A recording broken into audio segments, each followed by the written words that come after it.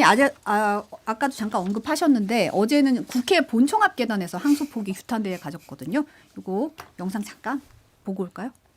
항소포기는 공소 취소로 가기 위한 시작에 불과합니다. 이재명을 끝내야 합니다. 이 정권을 끝내야 합니다. 여러분, 전쟁입니다. 우리가 황교안입니다. 뭉쳐서 싸웁시다. 우리가 황교안입니다. 이 말이 나오니까 지금 사실 황 전 총리가 비상계엄 선포 직후에 우원식 국회의장, 한동훈 전 국민의힘 대표 체포하라고 글을 올리고 내란을 선동한 혐의를 받고 있는데 우리가 황교안이라는 말에 대해서 좀 의아하잖아요. 우원식 국회의장이 오늘 오전에 SNS에 아니 그날 밤 정말 내가 체포됐어야 한다고 생각하나 궁금해진다. 우리가 황교안이라니 하고 느낌표 딱 해서 글을 올리기도 했더라고요. 이 부분 어떻게 보세요? 코미디죠. 코미디라고. 이분이 제정신인가라는 생각이 듭니다. 그러니까 정무적으로도 국민의힘의 많은 분들이 상당히 안타까워할 것 같아요. 지금 저는 이제 이재명 정부 출범한 이후에 물론 대외적으로는 부동산 문제가 제일 큰 악재가 있었고 관세 협상은 사실은 미국이 일으킨 거니까 그건 뭐 잘 어느 정도 지금 진행이 되고 있지만 잘 막았죠. 부동산 문제도 대체 거래가 급감했잖아요. 저도 뭐 일부 후유증도 있고 부작용도 있지만 잘했다고 봅니다. 이게 제일 큰 문제라고 봐요, 사실은.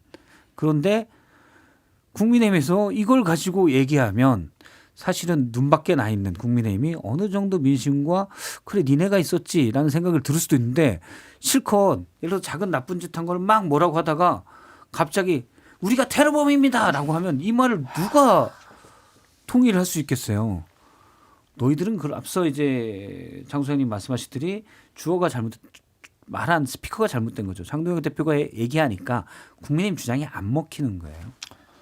어질어질하고 정말 박 실장님 얘기하신 것처럼 제정신이 아닌 것 같다 그런 생각이 듭니다. 황교안 전 대표가 주장한 거는 부정선거론이에요. 그리고 불법적인 비상계엄은 없었다 이렇게 얘기를 하고 있거든요. 제2의 제3의 황교안들이 그 이전에 좀 나타났어요. 그 사람들은 뭐를 주장을 했냐면 헌법재판소를 때려 부수자 그리고 제2의 비상계엄을 선포해야 된다. 이렇게 제2, 제3의 내가 황교안이다라고 한 사람들이 그대로 주장을 했거든요. 그럼 그 말을 지금 시행을 하겠다 야당 대표로서 그 말이 옳다라고 생각한 거잖아요. 이게 제정신이냐고요. 지금 이 상황에서 이런 얘기를 하는 것이.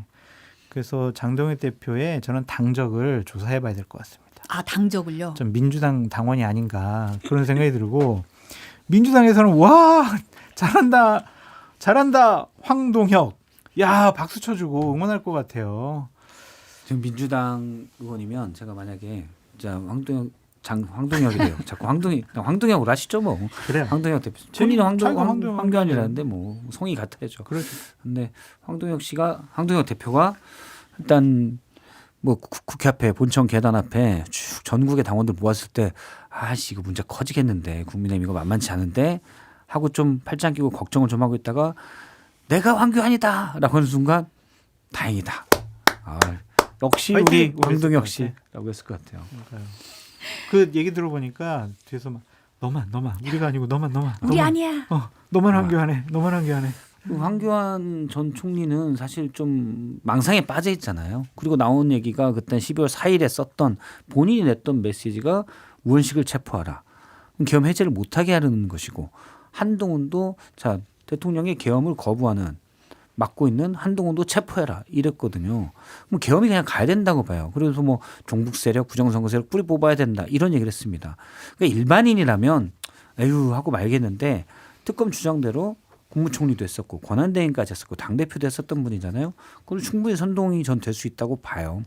근데 그 주장을 어떻게 황동혁 대표가 동의합니까? 근데 또 따져보면 이분도 3월 15일에 여의도 집회에서 계엄에 하나님의 계획이 있다고 했기 때문에 역시 같은 하나님 밑에서 있는 것 같아요. 일반적으로 우리가 보는 하나님은 아니고 장동혁 대표죠. 믿고 있는 분이 따로 있는 것 같긴 한데. 근데 오다가 이제 당대표실 분위기를 좀 파악을 했더니 네. 아유, 잘했다.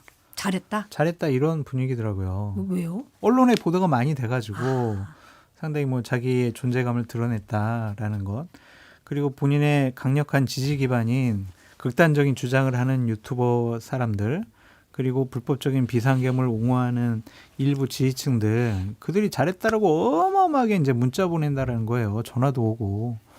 그런 면에 있어서 성공적이라고 생각을 하는 것 같습니다. 큰일 났어요. 장동혁 대표는 황교안 대표의 길을 가고 있는 것 같아요. 그래요? 황교안 대표가 총선을 망친 이유는 그 당시에 사실 20년에 당대표 하면서 본인이 이제 다음 사실 뭐 대선 주자 감이기도 하고 당대표 하면서 압도적인 권한을 행사했잖아요. 그때 기억나는 게 광화문에서 전광훈 씨와 함께 집회를 했습니다. 그렇죠. 본인이 그 세력이 안 되니까 전광훈 씨가 조금 뭐 스피커나 사람들 모아주고 거기서 광화문의 광장에 뭐 수만 명의 전광훈 지지 세력이 황교안 하니까 너무 좋았죠. 네. 그런데 그러면 총선 이길 줄 알았죠. 총선에 유권자가 4천만 명이 넘습니다. 거기 몇만 명 모인 거고 충선하는 거 아니에요. 근데 황교안 대표가 정말 총선에 지고 나서 어떻게 질 수가 있지? 내가 그렇게 열광적인 지지를 받았는데 광화문에 그 몇만 명 보고 그러는 거예요. 지금 장동혁 대표가 똑같이 가고 있습니다. 그러니까요. 근데 똑같이 가는 것뿐만 아니라 심지어 오락가락까지예요. 왜냐하면 황교안 오락가락. 대표 정광훈 집회 가고 나서 이거 끊어내기 위해서 김종인 비대위원장이 막 광주 찾아가서 막 참배하고 그랬었잖아요. 사과하고. 근데 지금 장동혁 대표 같은 경우는 광주 찾아가서 뭐 한 달에 한 번씩 오겠다라고 공언까지 했는데 진정성이 뭐 지금 참배도 못했었고 사실 쫓겨났죠 사실상. 그래서 지금 와서 우리가 황교합니다 하니까 뭐 며칠 사이에 지금 급변침이 막 이루어지고 그러네요. 있거든요. 그러니까 너무 오락가락. 진정성이라고는 찾아볼 수가 없는 행보고 맞습니다. 그게 장동혁 대표의 진정성이에요. 그냥 광주를 변신? 이용하려고 하는 거예요. 그대로 그러니까 보여주는 거죠. 그럼 고스란히. 내 진정성을 왜 몰라주냐라고 광주에서 얘기했지만 광주 시민들이 그 진정성을 아는 거예요. 이분들은 광주의 반발을 이용하려는 것뿐이다. 정치적 계산, 아주 악의적인 망국적인 그런 행동이다라는 걸 이해하고 있기 때문에 막은 거죠. 근데 다음에 가면 그냥 뭐 굳이 막을 거 갈까요, 없습니다. 가긴? 저는 갈 것 같아요. 한 달은 아니지만 어쨌든 갈 것 같은데 가면 막을 것도 없이 무시해야 돼요. 저는 보수 진영에 있는 사람이고 그쪽에서 정치적인 활동, 보좌관 생활을 계속 해왔잖아요. 지금 국민의힘의 모습을 보면 장동혁 대표의 저런 판단과 메시지를 보면 너무나 답답하고 화가 많이 납니다. 정말 어느 정도까지 더 망칠 것이냐. 바닥까지 간 것, 지하 땅굴 파고 있는 거 아니냐. 그런 생각이 듭니다. 큰일 났어요. 장동혁 대표 가까웠던 사람의 얘기를 들어보니까 최근에는 뭐 아주 가까운 그 예를 들면 소수 몇 명하고만 같이 얘기를 하고 그런다. 그래서 뭐 의원들도 왜냐면 전혀 뭐 일부 지금 의원들 아주 가까운 의원들하고만 하고 일부 의원들도 이거 장동혁 체제가 오래 갈까 이런 의구심이 있기 때문에 별로 가까이 하지 못하고 그러다 보니 극우 지지층만 보는 것 같아요. 지금 사실 황교안 전 국무총리 같은 경우는 압수수색도 소환 조사도 거부하다가 체포된 그렇죠. 거잖아요. 지금 구속영장도 청구가 됐는데 어제 사실 압송될 때도 뭐 내란 자체가 없었다. 미친 개와 싸우고 있다라고 주장을 했어요. 오늘 오후 4시에 구속영장 실시심사 있더라고요. 어떻게 예상하세요? 구속될 것 같아요. 약간 뭐 어떤 분이 볼 때 난 말했다고 그냥 구속시키냐 그럴 수 있지만 이건 내란 선동이고 그 시점이 예를 들어서 아까 장 소장님 말씀하신 대로 뭐 3월에 또 이제 헌재를 처부수자 이런 분들도 있는데 이 황교안 대표가 한 거는 12월 4일이에요. 그러면 황교안 대표 선동에 의해서 많은 분들이 만약 갔다면 왜냐하면 사회적 파급력이 있는 분이니까 갔다면 또 어떻게 될지 모르는 거죠. 그래서 저는 구속이 될 것 같다. 저도 구속에 한 표 합니다. 왜냐하면은 소환 조사에 응하지도 않았잖아요. 그리고 극렬하게 반발했잖아요. 그리고 여러 가지 주장들이 선전선동한 것으로 보여져요. 그쪽에 동조하는 분들이 정말 환호를 많이 하고 슈퍼챗도 많이 쏘고 있잖아요. 그들을 이용을 해가지고 뭔가를 하려고 하는 것이 아니냐. 이런 것들은 사회에서 격리시켜야죠. 그래서 저는 제발 좀 빨리 오래 잡아가라. 그렇게 말씀드리고 싶어요. 지금 국민의힘을 위해서 하시는 말씀. 그럼요. 이런 분들이 계속 떠들면은 상식적인 국민들이 어떻게 생각을 하겠습니까? 근데 참 답답해요, 진짜. 황교안 대표가 저 정도는 원래 아니었는데 옛날 총리 시절에 해도 근데 너무 본인 안에 쭉 쌓여 있는 분이어서 되게 애고도 강하고 일반적인 사회생활이 제가 이제 황교안 대표가 당 대표할 때 국민의힘 의원 몇몇 얘기를 들어보니까 좀 일반적이지 않다. 그러니까 사회생활을 잘 못 안 한 분 같다. 서로 간에 이렇게 공감 능력도 없고 그냥 내가 누구야 이 정도의 권위만 있고 나는 너무 잘났어 이런 것만 있고 그렇다고 그러더라고요. 당 대표 시절의 에피소드를 말씀드리면 그거 얘기해 주세요. 정상적인 당 대표의 그런 패턴 유형이 아니었던 것 같아요. 그러니까 당직자들 대표실에 있는 사람들이 대단히 힘들어했었는데 이분이 저녁 약속은 전혀 안 잡는데요. 왜냐? 자기는 9시 이전에 잠을 자야 된다. 그렇기 때문에 저녁 약속을 안 한다라는 거.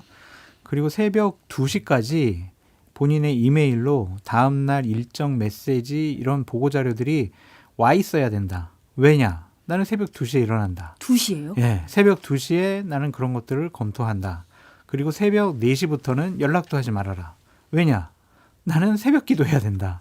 그렇게 이제 시작하는 사람들이라서 대단히 당시 당대표에 있는 당직자들이 힘들어했다. 그런 에피소드도 말씀드립니다. 이런 저는 분들이 사실 그 북부지검 있을 때 뵌 적이 있었는데 네. 공안검사 출신이잖아요. 그 굉장히 그러니까 교회 장로님 만나는 그쵸. 느낌이긴 했어요. 사실은 네. 딱 봤을 때 느낌은. 예. 근데 잘못됐다는 게 아니라 네네네. 그런 이상한 좀 그 일정한 유형의 패턴과 다른 당대표로서의 일들을 했다라고 말씀드립니다. 그러니까 이런 분들이 제일 위험한 게 비리나 이건 모르겠어요. 사실 그런 스타일은 좀 아니기도 하고 비리나 이런 건 모르겠는데 앞서 말한 새벽 2시에 일어나잖아요. 나는 열심히 일하고 최선을 다한다. 그렇지. 이제 근데 왜 총선을 왜 졌어? 내가 이렇게 열심히 하는데. 이런 분들이 이제 부정선거. 망상으로 가는 거예요. 그렇지. 나 같은 사람이 총선 내가 이렇게 훌륭한 내가 지휘하는 총선이 질 수가 없어. 부정선거구나. 이렇게 갑니다. 윤석열도 비슷한 병을 앓고 있어요. 황건희 님이 본인은 자고 남들은 일 시키고라고 지적을 또 하셨네요.